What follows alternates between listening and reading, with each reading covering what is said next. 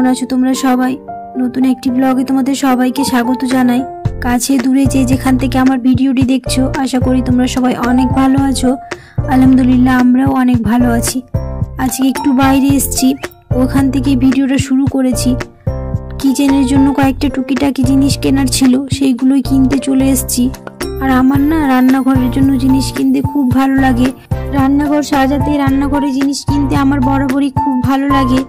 কয়েকটা জিনিস কেনার ছিল, খুবই দরকারি, তো ওইগুলোই কিনতে এসেছিলাম। কি কি নিয়েছি সব কিছু বাড়িতে গিয়ে দেখাবো। এখন চলে এসেছি হচ্ছে এই দোকানটায়, মাটির কয়েকটা জিনিস কিনবো।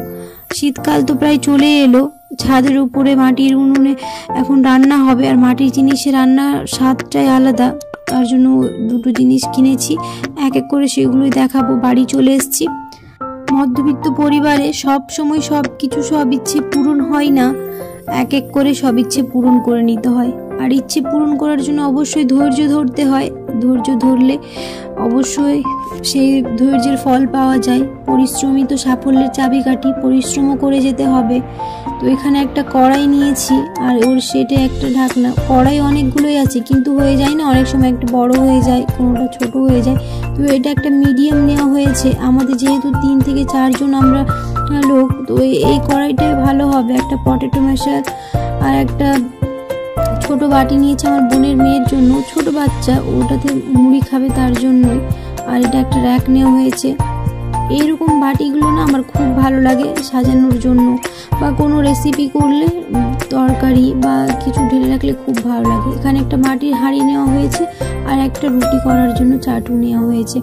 এখন প্রায় শীতকাল চলে এলো, ছাদের উপরে রান্না হবে, তার জন্য ওইগুলো কেনা হয়েছে। আর এখানে আমার বোনের মেয়েদের জন্য কেনা হয়েছে 2টো টাম্বলার। তো এই র্যাকটা কিনে আনা হয়েছে। তো এখন এটাকে সাজিয়ে দিই। রান্নাঘর সাজাতে আমার বরাবরই ভালো লাগে, আর রান্নাঘরের জন্য ইউনিক জিনিস কিনতেও ভালো লাগে। আমার রান্নাঘরটা ছোট, তাই সেরকম জিনিসপত্র আর এখানে রাখতে পারি না।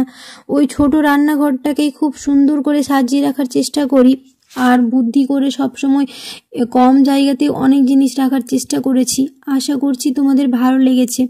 আগের ভিডিওগুলো তোমরা আমার অনেকেই দেখেছো। বুদ্ধি করে যদি চলা যায় তো সব কিছুই সম্ভব হয়। একটুখানি দেরি হলেও অবশ্যই সেই পরিশ্রমের ফলও পাওয়া যায়। তো ওই র্যাকটা সুন্দর করে সাজিয়ে দিয়েছি, আর প্রায় ওই দিকের কাজগুলো মোটামুটি হয়ে গেছে। এখন চলে এসেছি হচ্ছে রান্নার দিকে। তো এখানে রান্না হবে হচ্ছে চিকেন, আর একদিকে বসিয়েছি হচ্ছে বাটা মাছ রান্না হবে। শীতকালে এখন সব ধরনের সবজি পাওয়া যায়। শীতকালে এটা একটা ভালো দিক, সব সবজি পাওয়া যায়। একটু চড়া দাম হয়, কিন্তু কি হবে, পেটের জন্য তো খেতেই হবে। পেট আমাদের শান্তি রাখতেই হবে, তার জন্য যতই দাম হোক তাও খেতে হবে। ফুলকপির দাম তো এখন আকাশ ছোঁয়া। ফুলকপি কেন, শীতের সব সবজিরই দাম এখন বেশি। তো এখানে ফুলকপি, বেগুন, আলু, টমেটো দিয়ে মাছের ঝোল হবে, আর এইদিকে হবে হচ্ছে চিকেন। আমাদের মধ্যবিত্ত পরিবারে অনেক কিছুই হিসেব করে মানিয়ে গুছিয়ে নিয়ে চলতে হয়, না হলে অনেকটাই বিপদে পড়তে হবে। কারণ দিন এমনভাবে পেরিয়ে যাচ্ছে যে টাকার পরিমাণটা যেমন হারে বাড়ছে, সব জিনিসের দামও তেমনই বাড়ছে। তো অনেকটাই হিসেব করে কোথায় কি করলে একটু টাকা সেভ করা যাবে, সেটাই আমরা মাথায় রেখে চলি, আমরা মধ্যবিত্ত পরিবারের মেয়েরা। আর সংসারের প্রয়োজনীয় জিনিসপত্র তো কিনতেই হবে। অনেক জিনিস থাকে যেগুলো না কিনলেই নয়। অনেক সময় ভাবি টাকাগুলো জমিয়ে রাখবো, কিন্তু হয়ে যায় না যে কিনতেই হবে, প্রয়োজন আছে, তার জন্য আবার কিনে নিতেই হয়। গিয়েছিলাম হচ্ছে একটা কড়াই কিনতে, কিনে নিয়ে চলে এসেছি 2-3টা জিনিস। তো এরকমই হয়, অনেক কিছু ভেবে যাই, কিন্তু ওখানে গিয়ে আবার মনটা চেঞ্জ হয়ে যায়। এত কিছুর পরেও একটা মেয়েই পুরো সংসারটাকে সামলে সব কিছু হিসেব করে বুঝে তারপরেই চলে। তোমরা আমার আগের ভিডিওগুলো অনেকেই দেখেছো, কিন্তু চ্যানেলটি এখনও সাবস্ক্রাইব করোনি, অবশ্যই সাবস্ক্রাইব করে দিও, আর আমার পাশে থেকো। যেহেতু আমি এখন অনেক কিছুই জানি না, তোমরা আমার পাশে থেকো, আমাকে কমেন্টে জানিও আমার কোথায় কি ভুল হচ্ছে, তাহলে আমি ঠিক করার চেষ্টা করব। আর আমি অনেক কিছুই জানি না, তোমরা আমাকে অবশ্যই সাপোর্ট করবে, সাজেস্ট করবে আমাকে যে কোনখানে কি ভুল হচ্ছে, আমি সেগুলো অবশ্যই ঠিক করার চেষ্টা করব। আর আমার আগের ভিডিওগুলো তোমরা যারা দেখোনি অবশ্যই গিয়ে দেখে নিও, আশা করি ভালো লাগবে। তো এইদিকে প্রায় রান্না হয়ে এলো। তো এখানে মাছের ঝোলটা প্রায় হয়ে গেছে, এখন মাছগুলো ছেড়ে দেব।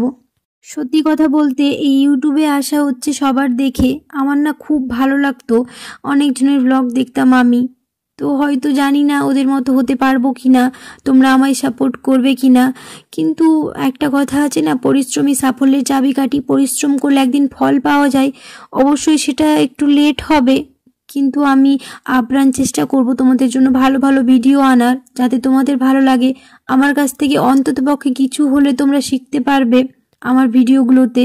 তোমাদের যদি ভালো লেগে থাকে তাহলে অবশ্যই সাবস্ক্রাইব করে দিও, আর পাশে থাকা বেল আইকনটাকে প্রেস করতে একদমই ভুলো না। আর ভিডিওটাতে অবশ্যই একটা লাইক করে দিও, আর কমেন্টে জানিও কেমন হচ্ছে।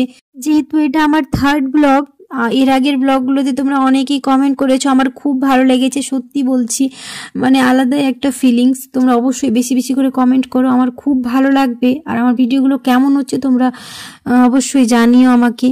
তো আজকে এই ভিডিওটা এখানেই শেষ করে দিচ্ছি, আর বেশি বড় করছি না। আশা করি তোমরা আমার ভিডিওটা দেখে অন্ততপক্ষে কিছু হলেও শিখতে পেরেছো। যদি ভালো লেগে থাকে তাহলে অবশ্যই এক লাইক করে দিও, আমাকে অনেক ভালোবাসা দিও, অনেক সাপোর্ট করো, আমার পাশে থেকো। দেখা হবে খুব শিগগিরই পরের একটি নতুন ব্লগে। ততক্ষণ পর্যন্ত সবাই খুব ভালো থাকবে, সুস্থ থাকবে, সাবধানে থাকবে। আল্লাহ হাফেজ।